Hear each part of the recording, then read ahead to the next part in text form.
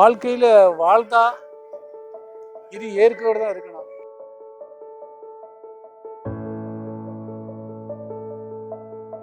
இந்த நெல்லெல்லாம் பார்த்தீங்கன்னா நான் நட்டு போட்டது தான். இந்த நெல் நான் நட்டு போட்டு களை தான் எடுப்பேன். உரமுக்கு எல்லாம் கிடையாது. மண்ணினுடைய வளம். எனக்கு அவங்கள விட கூடுதலாக தான் நெல் எடுக்கும்.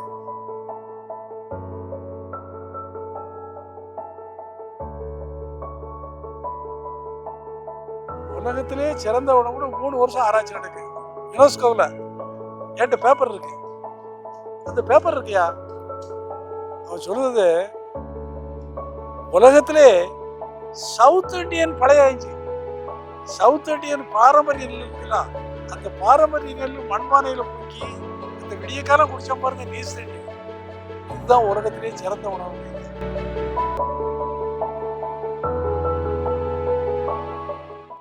அந்தோணிசாமி, ஊரு புளியபுடி, சிந்தாமணி.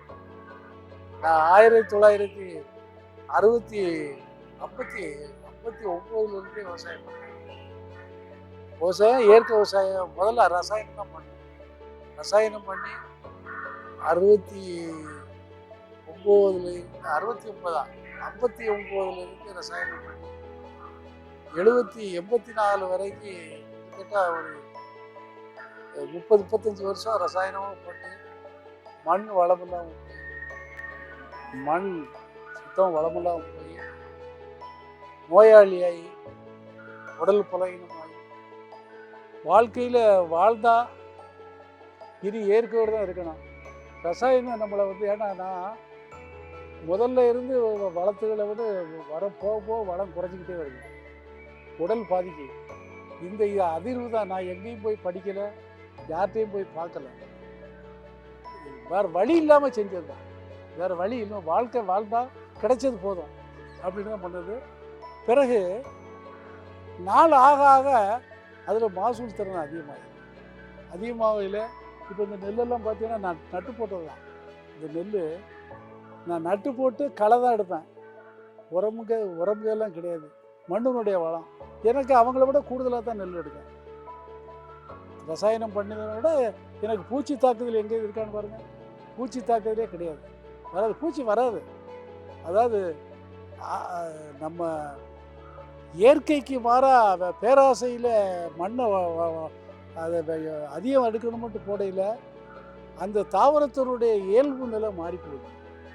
அந்த நைட்ரஜனை அதிகமாக இவங்க திணிக்க உடனே தோவை மென்மையை போய் சைவ பூச்சி, அதாவது நமக்கு திண்மையோட தீங்கி விளையக்கூடிய சைவ பூச்சி பூரா உள்ளே போய் இருந்துக்கிறோம். பிறகு நீங்கள் மருந்தடிக்கிறது வைக்கிறது எல்லாத்தால பம்பாக போயிடுது. அதனால் எந்த மண் வளம் கூடியிருந்தா பயிருடைய வளம். என்னை நீங்கள் வலுவாக இருக்கையில் அடிக்க முடியுமா? நான் வலுவாக இருக்கையில் நீங்கள் என்னை அடிக்கன்னா உங்கள் கை தான் வரைக்கும். இதே மாதிரி தான் தாவரம் இயற்கைன்றே இருக்கையில் அதோடு மட்டும் இல்லை, ஒன்றை சார்ந்த ஒன்று. இந்த கதிர் நிறக்கையில் பார்த்தீங்கன்னா தட்டான்கள் எங்கே இருக்குன்னு தான் வருமுன்னே தெரியாது. இப்போ பறக்க, அதாவது ட்ரோன்னு சொல்லிடலாம். இந்த ட்ரோன் மாதிரி தான் சல்லுன்னு வரும், ஒரு பூச்சி தீட்டு போயிடும். இந்த பூச்சிக்கொல்லி அடிக்க இடத்துல ஒரு தட்டானை கூட பார்க்க முடியாது. எங்கள் இடத்துல 6-7 வகையாக உள்ள தட்டானை பார்த்து ரசிக்கலாம். இயற்கைக்கு பார்த்து மனுஷங்க ரசிக்கிறதை விட்டுட்டு இந்த கெமிக்கலை போட்டு ஜனங்கள் இந்தியாவில் இப்போ நீங்கள் எவ்வளோ நஞ்சை சாப்பிடுதே சொல்லுங்கள். உங்களை சொல்லுங்க பார்ப்போம். நீங்கள் நஞ்சை எவ்வளோ சாப்பிடுதே ஒரு நாளைக்கு தெரியலையா? நீங்கள் இல்லை, இந்தியா பூரா சராசரியாக ஒரு நாளைக்கு 300 ppm நஞ்சை சாப்பிடுதான். 300 ppm. ஆனால் அவனுக்கு நஞ்சுன்னு தெரியாது. அவன் சாப்பிடுறது தட்டு, அவன் சாப்பிடுறது டீ, அவன் காப்பி, அவன் சாப்பிடுறது ஸ்வீட்டு, அதிலிருந்து ஊடுருவி பாய்ச்சி அவன் கண்ணுக்கு தெரியாமல் அவனுடைய உடம்பு பார்த்து பலகீனம் போயிட்டு இருக்கு. இதெல்லாம் மக்களுக்கு அரசாங்கம் சொல்லணும். நல்ல தண்ணீர், நல்ல உணவு கொடுக்கறது அரசாங்கத்துடைய இயல்பு. ஆனால் மக்கள்கிட்ட விழிப்புணர்வு இல்லை. மக்கள்கிட்ட என்னது வேணும்? டிவி பார்க்கணும், செல்ஃபோன் வேணும், கார் வேணும், இதுதானே இருக்கணுச்சு. நல்ல உணவு வேணும்னு மக்கள்கிட்ட மக்கள் கேட்கறதுக்கு உரிமை இருக்குது. நஞ்சு இல்லாத உணவு கொடுன்னு கேட்கறதுக்கு மக்கள்கிட்ட உரிமை இருக்குது. நம்மளும் அதை பின்பற்றணும்.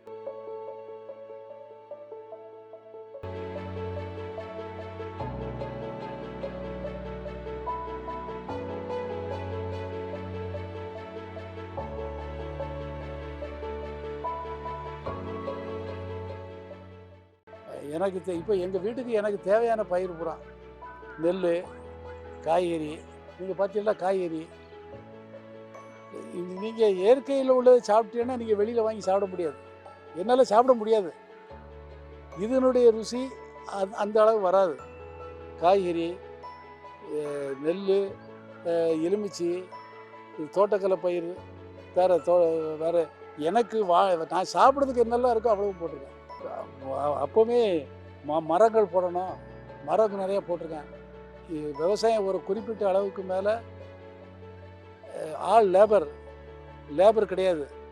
மக்கள்கிட்ட வந்து எல்லாரும் வெளியில் ஓடிடுதாங்க, மக்கள் கிடையாது அப்படின்னு சொல்லி இதனால் கொஞ்சம் மரங்கள் வேங்க அதை ஒரு 30-40 வருஷம் கழித்து நம்ம பிள்ளைகளுக்கு சேமிக்க முடியாத தண்ணீர் மிச்சம், ஆள் செலவில், சுற்றுப்புற சூழ்நிலை, மழையினுடைய அளவு கூடுது.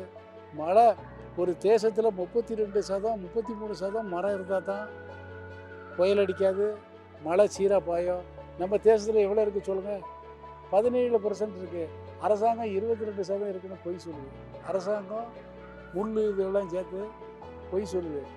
அது நல்ல மக்கள்கிட்ட விழிப்புணர்வு வந்து அரசாங்கத்தை கேட்டால் தான் எல்லாம் நடக்கும்.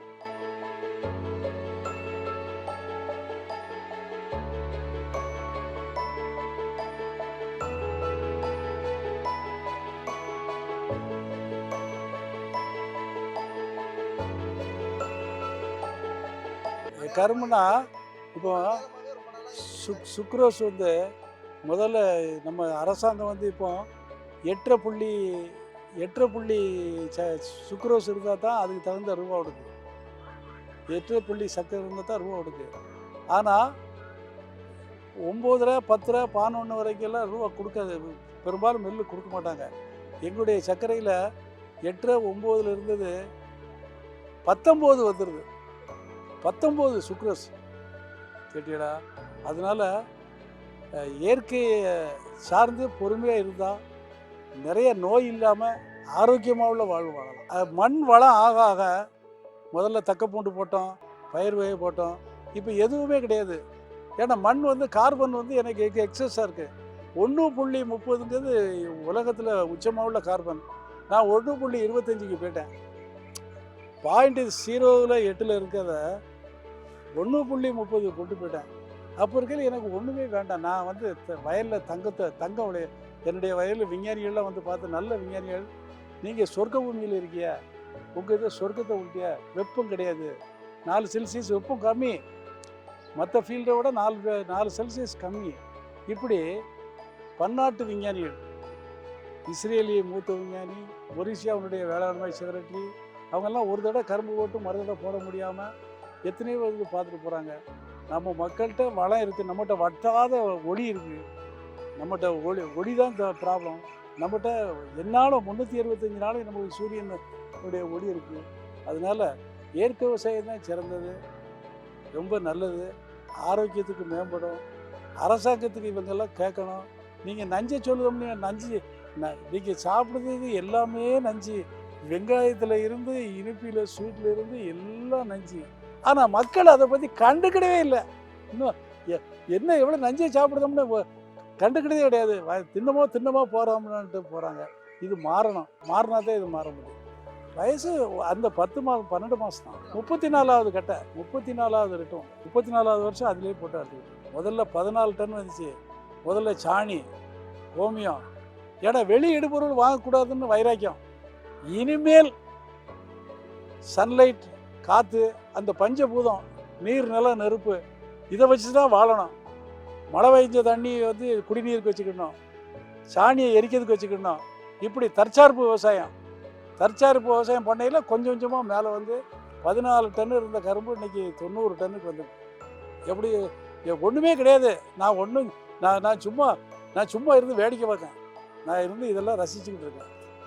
இந்தியா பூரா எடுத்தால் எவ்வளோ பெரிய உலகத்தில் பெரிய வல்லரசு இந்தியா. நீங்கள் பழைய நீங்கள் ஒரு 300 வருஷம் வரலாறை நீங்கள் எடுத்து பாருங்கள். இந்தியாவை கொள்ளையடிக்க தான் எல்லாரும் வந்தான். இந்தியாவில் இருக்க தங்கம் வைரத்தை விட கொள்ளையடிக்க தான் எல்லா நாட்டுக்காரனும் வந்தான்.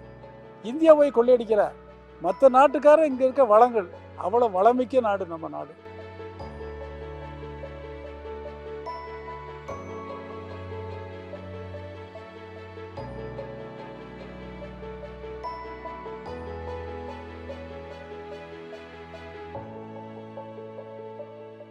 எலுமிச்சை வந்து எங்கள் பகுதியில் வந்து ரொம்ப ஒரு பக்கம் மழை பெஞ்சாலும் ஒரு பக்கம் வறட்சி.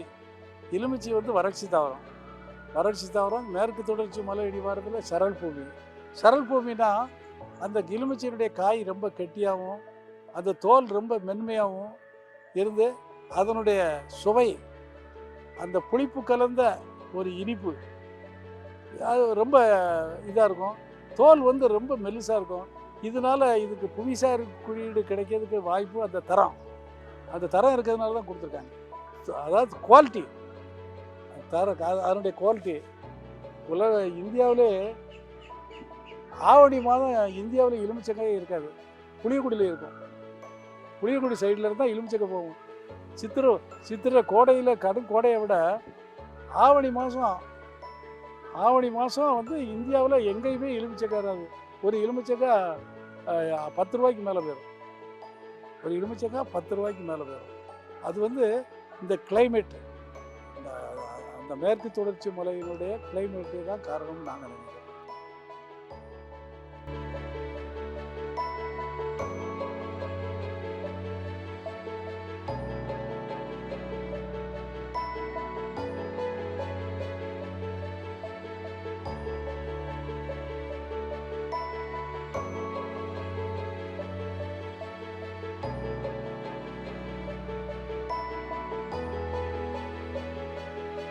எனக்கு என்னெல்லாம் தேவை இருக்கோ அவ்வளவும். ஆனால் வண்டியில் பார்த்தீங்கன்னா இப்போ மத்தியால சாப்பாடு பீக்கங்காய் பயத்தங்காய் இதுதான் மத்தியால சாப்பாடு. நீங்கள் எவ்வளோ பெரிய சுகர் இருந்தாலும் அடிச்சுட்டு போயிடும். சுரக்காய் கத்திரிக்காய் அதுக்காக நான் போய் மேல்நாட்டு காய்கறியெல்லாம் நம்ம ஊருக்கு எது வருதோ நம்ம மண்ணுக்கு எது வருதோ அந்த காய்கறி சுரக்காய் பீக்கங்காய் இதுதான் கொடி தாவரங்களை தான் சாப்பிடணும். நார்ச்சத்து உள்ளது சாப்பிட்டா தான் 15% ஒரு நாளைக்கு நார்ச்சத்து உள்ளது சாப்பிடணுங்க. அப்போ தான் குடல் ஒழுங்காவில் வேலை செய்யும். அப்படித்தான் இதெல்லாம் மக்கள் வந்து என்னது கிடைக்கி எது சௌரியமாக இருக்குது நஞ்சு இருக்க பொருள் இல்லாமல் வாங்கி சாப்பிட ஆசைப்பட மாட்டாங்க. அது வெங்காயம் இல்லை இது முல்லைக்கு இன்னும் 2 சின்ன காய்கறி சீனி வேற 3 மாதத்துக்கு ஒருக்கா போட்டுக்கிட்டே இருக்கணும். அதாவது இருக்காது. கடையில் சீப்பாக வாங்கிடலாம். சடையில் வெண்டைக்காய் 50 ரூபா வாங்கினா எனக்கு 100 ரூபா ஆகும். ஆனால் நஞ்சு இல்லாத காய். அதாவது நெல்லுன்னு நான் சொன்ன உடனே நல்லா புரிதலை வச்சுக்கங்க. இந்தியாவில் வந்து நெல் ரகங்கள் நிறையா உலகத்தில் இருந்தது. ஒரு சுதந்திரம் வாங்கிறதுக்கு முன்னால். இந்த சுதந்திரம் வந்த பிறகு தான் அம்பட்டையும் அழிச்சு விட்டாங்க உலகத்தில்.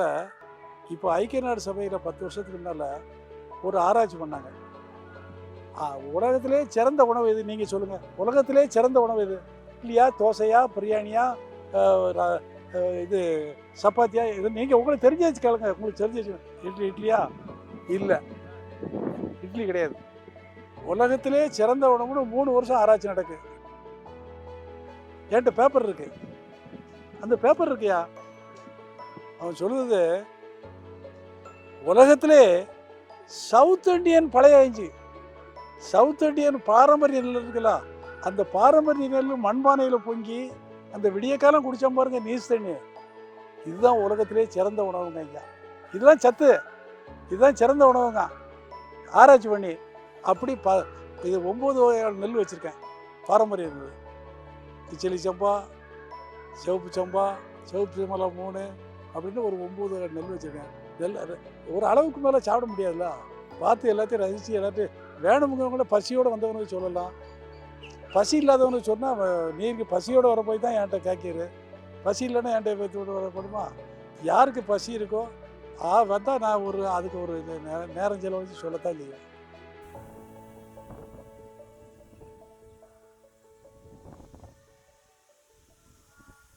இந்த வீடியோ உங்களுக்கு பிடிச்சிருந்தா லைக் பண்ணுங்க, ஷேர் பண்ணுங்க, கமெண்ட் பண்ணுங்க. மறக்காம பசுமை கஃபே தமிழ் சேனலை சப்ஸ்கிரைப் பண்ணுங்க.